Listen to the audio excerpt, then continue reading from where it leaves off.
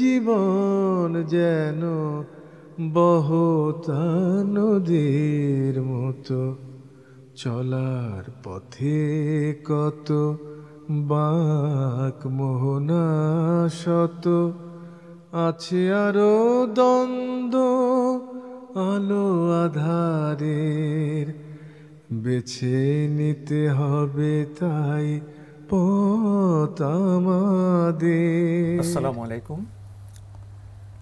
প্রিয় দর্শক, আপনারা যারা দেশে আছেন প্রবাসে, সবাইকে জানাই অনেক অনেক প্রীতি ও শুভেচ্ছা। শুরু হলো আন্টিভাই আয়োজিত এবং লাভ হলো নিবেদিত টক শো আলোকপাত। আমাদের আজকের বিষয় শিক্ষার লক্ষ্য। আপনাদের সাথে আছি আমি জয়নুল আবেদিন আজাদ। আজকে এই বিষয়ে কথা বলবেন মানারাত ইন্টারন্যাশনাল ইউনিভার্সিটির ইসলামিক স্টাডিজ বিভাগের প্রধান ডক্টর মোহাম্মদ উবায়দুল্লাহ। আসসালামু আলাইকুম রহমতুল্লাহি আবরাকাতুহু। প্রিয় দর্শক, মানুষ তো শিক্ষা মনস্ক, আমরা শিক্ষিত হতে চাই। শিক্ষা গ্রহণের এই যে পরিক্রমণ, সেখানে কি সবসময় শিক্ষার লক্ষ্য সম্পর্কে আমরা সচেতন থাকি, না সেখানে আবার কোনো খণ্ডিত বিষয় যুক্ত হয়ে যায়? মূল বিবেচনার বিষয় হলো শিক্ষার লক্ষ্য সম্পর্কে আমরা কতটা সচেতন এবং শিক্ষার লক্ষ্য অর্জনে আমরা কতটা পারঙ্গম। এসব বিষয়ে আমরা আজকে বিজ্ঞ আলোচকের সাথে কথা বলবো। শুরুতেই ডক্টর মোহাম্মদ উবায়দুল্লাহ, আপনার কাছে জানতে চাইব, শিক্ষা বলতে আমরা কি বুঝবো এবং শিক্ষার গুরুত্ব কতটুকু? জি, আপনাকে ধন্যবাদ। আলহামদুলিল্লাহি রাব্বিল আলামিন ওয়াসসালাতু ওয়াসসালামু আলা সাইয়্যিদিল মুরসালিন ওয়া আলা আলিহি ওয়া সাহবিহি আজমাইন।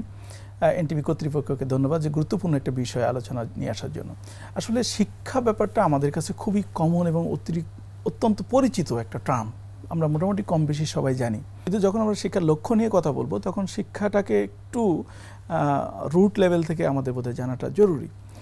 সেই হিসাবে আমরা তিনটা দিক থেকে শিক্ষার সংজ্ঞায়িত করতে পারি। একটা হচ্ছে যে শাব্দিক উৎপত্তি দেখলে আমরা বুঝতে পারবো যে আসলে শিক্ষাটা কি। আমি কোনো সংজ্ঞায় যেতে চাই না, কারণ সংজ্ঞা প্রচুর আছে। সেখানে আমাদের বাংলা ভাষার বাংলাদেশের পরিপ্রেক্ষিতে যদি আমরা বলি যে আমরা যে এই শিক্ষা শব্দটাকে আমরা জানি যে শ্বাস বা সংস্কৃতি শব্দ থেকে এসেছে, শ্বাস শব্দ। এখন এটার অর্থ হচ্ছে শাসন করা। আবার সংস্কৃতি শব্দ বিদ্যা, এটা একটা মানে সম্পূরক শব্দ হিসাবে, সিনোনিমস হিসেবে ব্যবহার করা হয়। বিদ্যার কথা আমরা বলি, বিদ শব্দ থেকে আসছে। এটাই হলো জ্ঞান বা নলেজ। যদি আমরা এটাকে একসাথে করি, তাহলে ওই চিন্তা থেকে আমরা পাবো যে এমন একটা জ্ঞান বা এমন একটি নলেজ যেটা দ্বারা শাসন করা সম্ভব। শাসন বলতে আসলে ঠিক ওই অর্থে শাসন না, পুলিশের শাসন। জি না, পুলিশের শাসন না। এটা হচ্ছে যে আমি আমার লাইফটাকে শাসন করে কন্ট্রোল করতে পারবো, শৃঙ্খলা নিয়ে আসা। এক্স্যাক্টলি, শৃঙ্খলা নিয়ে আসা, এটা একটা দিক। আবার যদি আমরা ইংলিশে আমাদের খুব ব্যবহার হয়, আমরা জানি যে এডুকেয়ার থেকে আসছে, বা আমরা অনেক সময় এই শব্দটাকে আমরা শিক্ষা হিসাবে যেভাবে নিই, সেখানে আমরা দেখতে পাবো যে সেখানে বলছে যে to take out something from your inside. এখানে টু লিড আউট বা এরকম টার্ম ব্যবহার করা হয়েছে। তার মানে আত্মবিকাশ, এই জায়গাটাকে প্রকাশ। এক্স্যাক্টলি, এবং সেই জায়গাটাকে আমি একটু গুরুত্ব দিতে চাই জন্য, কারণ এটা আমাদের সাথে লিঙ্ক আপ করার একটা চিন্তা আছে। তাহলে কি তারা বলছে যে মানব প্রবৃত্তির ভিতরে যেটা আছে সেটাকে বের করে নিয়ে এসে তার বিকাশটা ঘটানো, এটা শিখা। আর সর্বশেষ আমরা যদি আরাবিকের কথা চিন্তা করি, তাহলে আল ইলম, ইলম হলো জ্ঞান, এবং জ্ঞান হলো আল্লাহ প্রদত্ত মানুষ দুনিয়াতে সারভাইভ করার জন্য যা দরকার সেটা করতে শেখা, তার দক্ষতা অর্জন করা, তার কৌশলগুলো জানা, এটাই হলো শিক্ষা। আপনি শিক্ষা প্রসঙ্গে প্রাথমিক পর্যায়ে কিছু গুরুত্বপূর্ণ বিষয়ের কথা বললেন। এভাবে ভাবলে তো শিক্ষা আমাদের আলোকিত করবে। হয়তো আমরা শিক্ষার যে কাঙ্ক্ষিত লক্ষ্য সেখানে পৌঁছতে পারবো। প্রশ্ন হলো, বর্তমান সভ্যতা শিক্ষার চিত্রটা কেমন? শিক্ষা আসলে আলোকিত কিন্তু করে, আমাকে আপনাকে আলোকিত করুক না করুক, কিছু মানুষকে আলোকিত করে। এক এক সভ্যতায় সেই সভ্যতার শিক্ষা ব্যবস্থা কিন্তু তাদেরকে আলোকিত করছে। একটু ছোট করে যদি আমি বলি, আমার যে জিনিসটা ভালো লাগে, আমেরিকার বা আফ্রিকার একটা মানুষের সেই জিনিসটা ভালো নাও লাগতে পারে। তো তার ভালো লাগাটা যদি তার শিক্ষা ব্যবস্থা দিতে পারে, তাহলে কিন্তু তার শিক্ষা তার জন্য আলো। সেখানে তার মধ্যে সাংস্কৃতিক বিবেচনা কাজ করে, এক্স্যাক্টলি বিশ্বাস বোধ কাজ করে। তো ওই জায়গাতে দেখেন যে মানব সভ্যতার আমরা বিভিন্ন রিজিয়নে থাকার কারণে, বিভিন্ন কালচার আমাদের অঞ্চলের কারণে, লোকজ ভিন্নতা থাকার কারণে, কিন্তু এই ভিন্নতা কখনো কখনো একজনের শিক্ষা আরেকজনের জন্য হার্মফুল হয়ে ওঠে, যে কারণে আমাদের সৃষ্টিকর্তা একটা শিক্ষা ব্যবস্থার রূপরেখা দিয়ে দিয়েছে। আমরা যদি শাশ্বত ইটারনাল, যেটা সকল মানুষের জন্য, সব সময়ের জন্য, ফর এভার, এটা মানুষের জন্য কার্যকরী হবে এবং কল্যাণমুখী হবে। এক্স্যাক্ট। এই জন্য আমরা যদি যে কোনো সভ্যতার দিকে তাকাই তাহলে দেখব যে সেই সভ্যতা গড়ে উঠছে সেই সভ্যতার শিক্ষা ব্যবস্থার উপরে। এবং কোনো সভ্যতা যখন চেয়েছে ডোমিনেট করতে, ওয়ার্ল্ডকে ডোমিনেট করতে চেয়েছে, তারা নিজস্ব শিক্ষা ব্যবস্থাকে ডেভেলপ করেছে তাদের মতো করে, এবং তাদের কাছে সেটা সুন্দর, আমাদের কাছে সেটা সুন্দর না। ওই জায়গাতে আমাদের বর্তমান সভ্যতায় আমরা যদি ওয়ার্ল্ডের কথা চিন্তা করি, একরকম বাংলাদেশের কথা যদি আমরা চিন্তা করি, তাহলে আমরা বলবো যে আমাদের সাংস্কৃতিক জীবনে, আমাদের সামাজিক জীবনে আমরা যদি সত্যি উই ফিল রিয়েলি হ্যাপি, তাহলে বুঝতে হবে যে আমাদের শিক্ষা ব্যবস্থা যথাযথ উপায়ে আছে।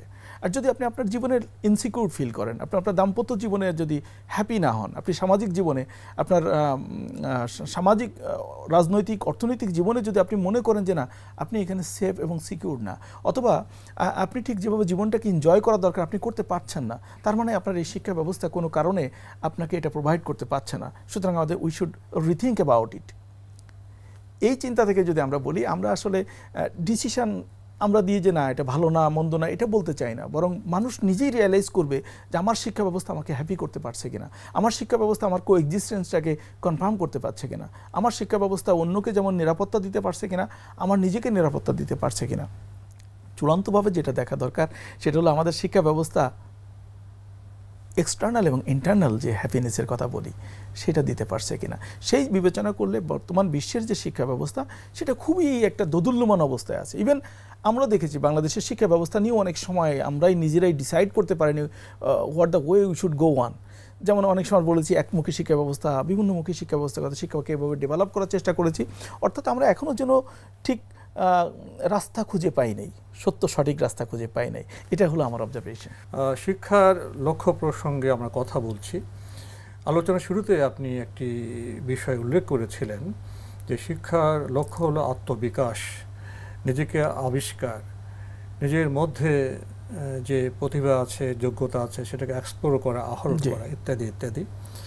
তো শিক্ষার লক্ষ্য প্রসঙ্গে তো অনেক বিবেচনা কাজ করেছে, কাজ করছে। কেউ কেউ বলছেন যে শিক্ষার লক্ষ্য এমন হওয়া উচিত, education is the harmonious development of body, mind and soul. শিক্ষা তো ব্যক্তির জন্য। তো প্রথমে আমাদের মানুষকে পরখ করতে হবে মানুষের মধ্যে কী কী সম্ভাবনা আছে। শারীরিক সম্ভাবনা আছে, আত্মিক মানসিক সম্ভাবনা আছে।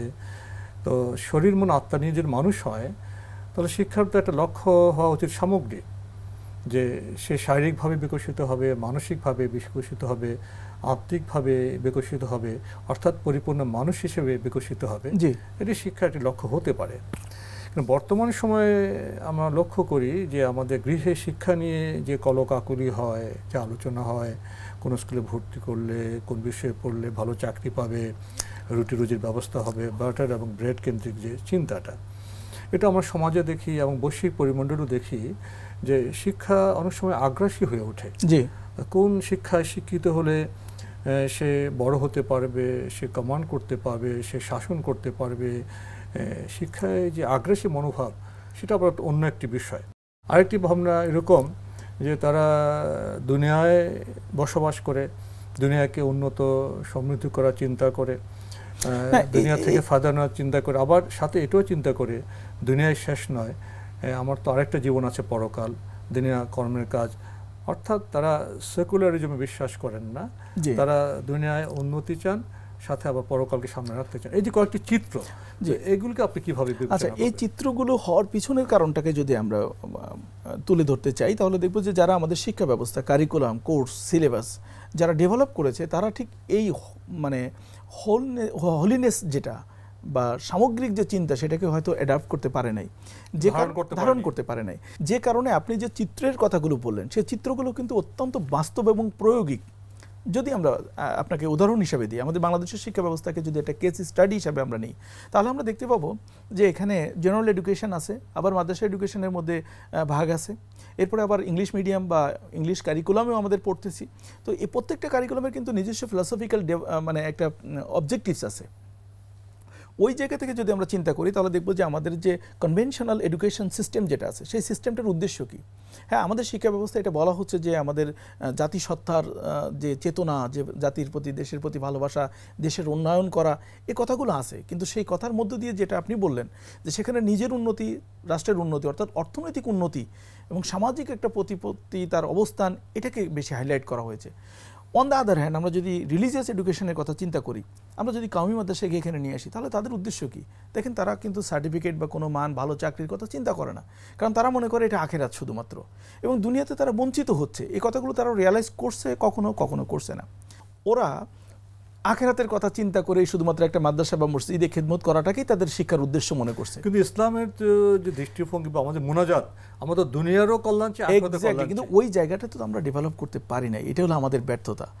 এবং আমরা যে দুনিয়া এবং আখিরাতের কল্যাণের যে একটা ইন্টিগ্রেটেড ওয়ে আল্লাহ আমাদেরকে শিখিয়ে দিয়েছেন, সমন্বয় যেটা, সেটা আল্লাহ আমাদেরকে শিখিয়ে দিয়েছেন, কিন্তু আমরা এটা অ্যাপ্লাই করতে পারি না। সেটা আমাদের ব্যর্থতা। যেমন আমাদের শিক্ষা ব্যবস্থাটাকে আমরা কিভাবে পেয়েছি? এই শিক্ষা ব্যবস্থাটা যারা ডেভেলপ করেছিলেন তারা হলো ব্রিটিশরা এবং খ্রিস্টানদের দ্বারা পরিচালিত ছিল। সে সময় কলকাতা আলিয়া মাদ্রাসা, আমাদের ঢাকা আলিয়া মাদ্রাসার প্রিন্সিপালও ছিলেন তারা।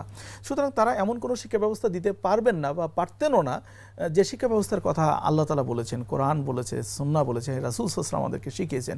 যে ইন্টিগ্রেশনের কথা বলছি সেটা তারা দিতে পারবেন না চাইলেও। তো আমাদের শিক্ষা ব্যবস্থা আসলে ওই ইন্টিগ্রেশনটা আমরা করতে পারি নাই, বিধায় আমাদের এভাবে হয়তো সব মানে কেউ দুনিয়া নিয়ে আসে, কেউ আখিরাত নিয়ে আসে, এবং একটা সমন্বয়টা নাই।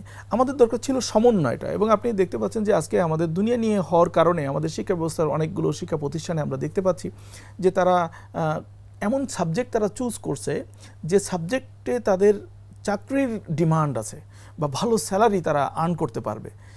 এই যে ফিলসফিক্যালি আমাদেরকে অর্থের দিকে আমাদেরকে ধাবিত করছে, আর কোনো কিছু কনসিডারেশনে আনছে না। আবার সমন্বয়ের প্রচেষ্টা লক্ষ্য করা যায়।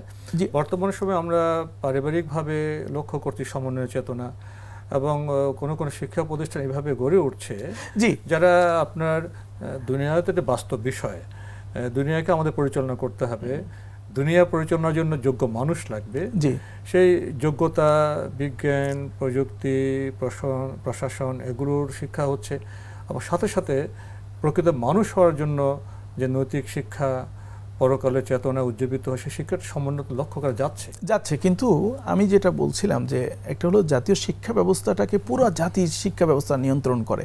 আপনি যেটা কথা বলছেন সীমিত পর্যায়ে, এটা সুন্দর, ভবিষ্যতে তো আরো বেশি এটা প্রসারিত হবে, কিন্তু খুবই সীমিত পর্যায়ে, যেটা পুরো জাতি গঠন করতে খুব বেশি অবদান রাখবে বলে এই মুহূর্তে মনে করা যাচ্ছে না। জাতীয় চেতনা আমাদের এটা আনাটা জরুরি। একই সাথে দুনিয়া যেন আমরা মাথা উঁচু করে দাঁড়াতে পারি।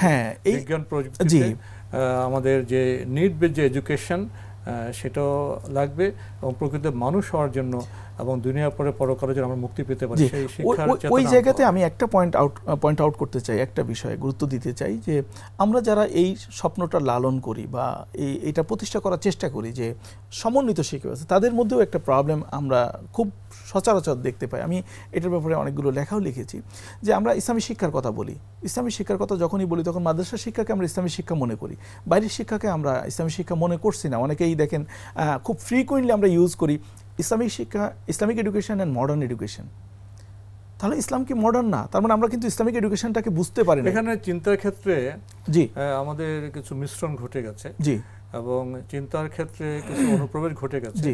আসলে ইসলামী শিক্ষা যেমন মাদ্রাসায় হতে পারে, আগে শিক্ষা বলতে কি ছিল? মাদ্রাসা তো ছিল, মাদ্রাসা তো আপনার কোরআন, হাদিস, বিজ্ঞান, প্রযুক্তি, জ্যোতির্বিজ্ঞান তো শিক্ষা দেওয়া হতো। শিক্ষা তো হলো টোটাল শিক্ষা, যে শিক্ষায় আপনার বিজ্ঞান প্রযুক্তি থাকবে, সাহিত্য থাকবে, সবকিছু থাকবে, একটা মানব মানে পরিপূর্ণ শিক্ষা ব্যবস্থা, সেটা মাদ্রাসায় হতে পারে, বিশ্ববিদ্যালয়ে হতে পারে। এবং মানব জীবন পরিচালনা করার জন্য যত শিক্ষা ব্যবস্থা আছে সবগুলো ইসলামী শিক্ষা, সেটা পরিপূর্ণ শিক্ষা। অর্থাৎ আপনার শিক্ষা ব্যবস্থাটা অবশ্যই মানব কল্যাণ। আপনার এমন যে শিক্ষাগুলো, যে শিক্ষা আপনাকে মানবের অকল্যাণ হবে, এবং এই বিষয়টা একটা হাদিসের ভিতরে সুস্পষ্টভাবে আসছে। আমরা হাদিসটা খুবই জানি, কিন্তু এভাবে আমরা অ্যাপ্লাই করতে পারি না। আবু হুরায়রা রাদিয়াল্লাহু তাআলা থেকে বর্ণিত একটা হাদিস আমাদের সমাজে খুবই প্রচলিত। যে মানুষ যখন মারা যায় তখন তার সব আমল বন্ধ হয়ে যায়। তিনটা থাকে, ইজা মাতা রাজুলুন ইনকাতা আমালু ইল্লা মিন সালাসা, তিনটা থাকে। প্রথমটা হচ্ছে সাদাকা জারিয়া, এটা খুবই কমন, সাদাকা জারিয়া। 2 নম্বর হচ্ছে আল ইলমু ইয়ানতাফিউ বিহিন নাস, এমন জ্ঞান যে জ্ঞান দ্বারা মানুষ উপকৃত হয়, মানুষের কল্যাণ। আপনি দেখেন এখানে কিন্তু কোরআন হাদিস কোনোটাকে স্পেসিফিক করে এটাকে কনফাইন করা হয় নাই। কল্যাণী শিক্ষা কোরআনে আছে, হাদিস আছে, অন্য শিক্ষা আছে, অন্য জায়গাও আছে, এবং অন্য জায়গা যে আছে সেটা আবার কোরআনেও বলে দিয়েছে যে তোমরা এই জায়গাগুলোতেও তোমরা কাজ করো, তোমরা লেখাপড়া করো। তোমরা দেখো আল্লাহ তাআলা বলছেন, দেখো তোমরা কি পাহাড়ের দিকে তাকাও না, ওয়াইলাল জিবালি কাইফা নুসিবাত ওয়াইলাস সামাই কাইফা রুফিয়াত, এই আসমানের দিকে তাকাও না। এখন আসমানের দিকে তাকাতে গেলে কারা তাকায়? যারা অ্যাস্ট্রোনমার্স আছে, যারা গবেষক আছে, যারা আল্লাহ নিদর্শন, আল্লাহ আয়াত খুঁজে বেড়ায়, যারা জিওলজিস্ট আছে, তারা পাহাড় নিয়ে গবেষণা করতেছে। তো এই গবেষণা করার কথা কিন্তু আমাদেরকে বলছে, এই যে তুফাক্কিরু ফি খালকিল্লাহ, তোমরা আল্লাহর সৃষ্টি নিয়ে গবেষণা করো। এখন আল্লাহর সৃষ্টি নিয়ে গবেষণা আমিও করতে পারি, ঢাকা বিশ্ববিদ্যালয় থেকে জিওলজি থেকে যারা পাশ করছে তারাও করতে পারে, স্ট্রেডিয়ান যারা তারাও প্রত্নতাত্ত্বিক বিষয়গুলো নিয়ে আলোচনা করতে পারে। তো এভাবে যদি দুনিয়া এবং আখিরাত, অর্থাৎ দুনিয়ায় প্রতিষ্ঠিত হওয়ার জন্য, সারভাইভ করার জন্য, সম্মান নিয়ে বেঁচে থাকার জন্য যা যা করা দরকার, সেটা যদি আখিরাত মুখী হয়, অর্থাৎ তাওহীদ ভিত্তিক হয়, ষষ্ঠটাকে ভুলে না গিয়ে যদি হয়, মানব কল্যাণে যদি হয়। ষষ্ঠটাকে ভুলে গেলে আমি আগ্রাসী হব, আমার জবাবদিহি তো থাকবো না, অ্যাকাউন্টেবিলিটি। সভ্যতা আমরা তো লক্ষ্য করছি, যারা বিজ্ঞান প্রযুক্তি অগ্রসর হয়ে গেছে তারা আগ্রাসী হয়ে গেছে, তারা ছোট দেশগুলোকে তারা শোষণ করছে, তারা বিশ্ব শান্তির প্রকৃত যে পথ সেখানে চলছে না। তো এটা কেন? ষষ্ঠটাকে ভুলে গিয়েছে, জবাবদিহিতাকে ভুলে গেছে, পরকালকে ভুলে গেছে। এবং এই ব্যাপারটার জন্যই কিন্তু আমরা ইব্রাহিম আলাইহিস সালামের একটা দোয়া, যেটা কোরআনে আল্লাহ তাআলা উল্লেখ করেছেন, সূরা বাকারার 129 নম্বর আয়াতে আল্লাহ তাআলা চমৎকার করে বলে দিয়েছেন, আউযু বিল্লাহি মিনাশ শাইতানির রাজিম, বিসমিল্লাহির রহমানির রহিম, রব্বানা ওয়াবআস ফীহিম রাসূলাম মিনহুম ইয়াতলু আয়াতিক, মানে হে আল্লাহ, তুমি একজন নবী তাদেরকে পাঠাও, যে নবী তাদেরকে পাঠ করে শোনাবে তোমার নিদর্শনসমূহ। দেখেন, মানে শিক্ষার জন্যই তো রাসূল সাল্লাল্লাহু আলাইহি ওয়াসাল্লাম নবীরা এসেছেন, হলো আল্লাহ রাসূল বলছেন বইস্তু মুআল্লিমান, আমি শিক্ষক হিসেবে, তো শ্রেষ্ঠ শিক্ষক, এবং সেই শিক্ষা দেওয়ার জন্যই তাদেরকে পাঠান। তাদের কাজটাই হলো আল্লাহর যে নিদর্শন আছে সেটাকে মানুষকে পরিচয় করে দেওয়া। ওয়া ইউআল্লিমুহুল হিকমা, তাদেরকে হেকমা, প্রজ্ঞা শেখাবে। হেকমা প্রজ্ঞা কোথায় লাগে? জীবন চলার জন্য প্রত্যেকটা পদে পদে কিন্তু আমাদের প্রজ্ঞা লাগে, গবেষণায়, ব্যবস্থাপনায়। তাহলে এই যে জ্ঞানের যে উদ্দেশ্যটা কি হবে? আল্লাহকে চিনতে হবে, আপনার প্রজ্ঞা অর্থাৎ জ্ঞান অর্জন করতে হবে, যাতে আপনি সার্ভাইভ করতে পারেন যখন যে পরিস্থিতি থাকবে, সেই মৌলিক চেতনাগুলোকে সমন্বয় করতে হবে। আমরা যা কিছু করব যদি আল্লাহর দেওয়া ষষ্ঠটাকে স্মরণ রেখে আল্লাহর দেওয়া নির্দেশিত উপায়ে যদি মানুষের কল্যাণে যদি আমরা কাজ করতে পারি, প্রত্যেকটা কাজ হবে হলো ইবাদত। চমৎকার কিছু কথা শেষে এসে বললেন শিক্ষার লক্ষ্য প্রসঙ্গে। শিক্ষা তো মানুষের জন্য, তো শিক্ষা প্রসঙ্গে মনীষীরা, গুণীজনরা অনেক কথা বলেছেন। তো আজকে এখানে একটি কথা উল্লেখ করতে পারি, পশু পাখি সহজে পশু পাখি, কিন্তু মানুষ সহজে মানুষ নয়। জি, পশু পাখি একাডেমিক শিক্ষার গবেষণার প্রয়োজন পড়ে না, স্বভাবগতভাবে স্রষ্টা তার মধ্যে বেড়ে ওঠার বৈশিষ্ট্য দিয়ে দিয়েছে। জি, একটি ছাগলছানা সে ভূমিষ্ঠ পরে বুঝতে পারে কোথা তার খাদ্য আছে, সে লাফলাফি করে খেয়ে নেয়, মানব শিশু তা পারে না। তো আসলে পশু পাখি সহজে পশু পাখি হয়ে যেতে পারে, মানুষ সহজে মানুষ নয়। মানুষকে মানুষ হতে হলে তার শরীর বৃত্তি যেমন বিকাশ প্রয়োজন, তার একটা প্রক্রিয়ার মধ্য দিয়ে যাওয়া প্রয়োজন, আত্মিক বিকাশ প্রয়োজন। এই সামগ্রিক বিকাশের সাথে যুক্ত আছে স্রষ্টার নির্দেশনা। স্রষ্টাকে উপলব্ধি করতে পারলে নিজের কর্তব্য উপলব্ধি করতে পারবে, শিক্ষাকে উপলব্ধি করতে পারবে, এবং সেই শিক্ষা শুধু ব্যক্তি কল্যাণ নয়, সমাজ কল্যাণ নয়, শুধু মানব কল্যাণ নয়, এই যে পুরো যে কায়নাত আছে, সৃষ্টি জগৎ আছে, সেই সৃষ্টি জগতের জন্য কল্যাণকর হবে। এই জন্যই বোধ হয় সেই সৃষ্টি জগতের শ্রেষ্ঠ শিক্ষক রাসূল সাল্লাল্লাহু আলাইহি ওয়াসাল্লামকে বলা হয় রাহমাতুল লিল আলামিন। তো আমরা মানুষকে এখন বর্তমান শিক্ষা ব্যবস্থায় মানুষের জন্য, প্রকৃতির জন্য, জীববৈচিত্র্যের জন্য রহমত হিসেবে আমরা কি আবির্ভূত হতে পারছি? না, সেটা হতে পারছি না এই জন্য যে আমাদের সেই ধরনের শিক্ষা ব্যবস্থাকে আমরা ডেভেলপ করতে পারি নাই। যেমন প্রকৃত চেতনা থেকে আমরা দূরে চলে গেছি। আল্লাহ তাআলা যখন আদম আলাইহিস সালামকে সৃষ্টি করলেন, আমরা জানি যে সৃষ্টি করার পরে আল্লাহ তাআলা তাকে সবকিছু শিখালেন, যেটা আমরা সূরা বাকারার আমরা জানি, আউযু বিল্লাহি মিনাশ শাইতানির রাজিম, ওয়া আল্লামা আদামা আসমাহা কুল্লাহা। আল্লাহ তাআলা আদমকে সব কিছু শিখালেন। সব কিছু বলতে সকল কিছুর নাম, শুধু নাম না, মানে সকল কিছু শিখে ইনবিল্ট সেটা কিন্তু মানবের অন্তরের ভিতরে আছে। এখন এই ভিতরে আছে, এটাকে বের করে নিয়ে আসতে গেলে আমাকে একটা নির্দিষ্ট প্রক্রিয়া যাওয়া দরকার। সেই প্রক্রিয়াটা যদি আমরা আমাদের জেনারেশনের কাছে যদি একটা সুন্দর কাঠামো দিয়ে তুলে ধরতে পারি তাহলে তাদের জন্য সেটা সহজ। তাছাড়া সেলফ মানে স্টাডি করে এটা বেরিয়ে আনা খুব কঠিন। ওই সমন্বিত রূপটাই শিক্ষা ব্যবস্থা এটা আমাদেরকে দেয়। সুতরাং শিক্ষা ব্যবস্থাটাকে যদি আমরা উপভোগ করতে পারতাম, দেন আমাদের যে মূল লক্ষ্য উদ্দেশ্য সেটা বোধহয় আমরা অর্জন করতে পারতাম সহজে। আসলে শিক্ষার লক্ষ্য এই বিষয়টি খুবই গভীর এবং ব্যাপক। এই স্বল্প সময়ে সব বিষয়কে স্পর্শ করা তো সম্ভব নয়। তবুও ডক্টর মোহাম্মদ ওবায়দুল্লাহ আপনি চেষ্টা করেছেন বিষয়গুলো আমাদের সামনে, দর্শকদের সামনে তুলে ধরতে। তো আপনাকে অনেক ধন্যবাদ। আপনাকে ধন্যবাদ, সকল দর্শকদেরকে ধন্যবাদ। প্রিয় দর্শক, আমরা দেখছিলাম এনটিভি আয়োজিত এবং লাভ হলো নিবেদিত অনুষ্ঠান আলোকপাত। আমাদের আজকের বিষয় ছিল শিক্ষার লক্ষ্য। আমাদের এই অনুষ্ঠান আপনারা এনটিভি অনলাইনেও দেখতে পারবেন, ভিজিট করুন www.ntvbd.com। এছাড়া ইউটিউবে এবং আমাদের ভেরিফাইড ফেসবুক পেজে অনুষ্ঠান দেখতে পারবেন। শিক্ষা শব্দের সাথে আমরা বোধহয় শুধু পরিচিত নয়, অতি পরিচিত। কিন্তু পরিচিত পথে চলতে গিয়ে কি আমরা হোঁচট খাচ্ছি? আমরা কি দিক ভ্রষ্ট হচ্ছি? না হলে শিক্ষার সফল বর্তমান সভ্যতায় কাঙ্ক্ষিত পর্যায়ে নেই কেন? আমরা মানুষ, আমরা কি এই পৃথিবীর জন্যই মানুষ? আমরা কি পরকালে মানুষ হিসেবে নিজের পরিচয় দিতে হবে না? তো আমাদের শিক্ষার যে ব্যবস্থাপনা, শিক্ষার যে লক্ষ্য দর্শন, সেখানে সুন্দর পৃথিবী গড়ার সাথে সাথে সুন্দর আচরণের মাধ্যমে পরকালে মুক্তির চিন্তাও আমাদের শিক্ষা ব্যবস্থায় থাকা প্রয়োজন। জবাবদিহিতার বিষয়গুলো শিক্ষা ব্যবস্থায় থাকা প্রয়োজন। তাহলে হয়তো আমাদের গৃহে যেমন তাণ্ডব চলতো না, সমাজে যেমন বিপর্যয় চলতো না, সম্পদের যেমন সুষম বন্টন হতো, এবং বৈশ্বিক যে পরিমণ্ডলে সেখানে আমরা আগ্রাসন লক্ষ্য করতাম না। আসলে শিক্ষার লক্ষ্য অর্জনে আমরা বোধহয় তেমন সফল হতে পারিনি। হয়তো আমাদের কিছুটা বিভ্রম ঘটে গেছে, হয়তো পথ চলতে গিয়ে আমরা কেউ পথ হারিয়ে ফেলেছি। তাই আজ প্রয়োজন শিক্ষার লক্ষ্যে পৌঁছার জন্য আত্মসমালোচনা, আত্মসংযম এবং একই সাথে আত্মবিকাশ। প্রিয় দর্শক, মহান আল্লাহ আমাদের সবাইকে নিরাপদে রাখুন শান্তিতে। আসসালামু আলাইকুম। চলার পথে কত বাক মোহনা শত, আছে আরো দ্বন্দ্ব আলো আধারের, বেছে নিতে হবে তাই পথ আমার।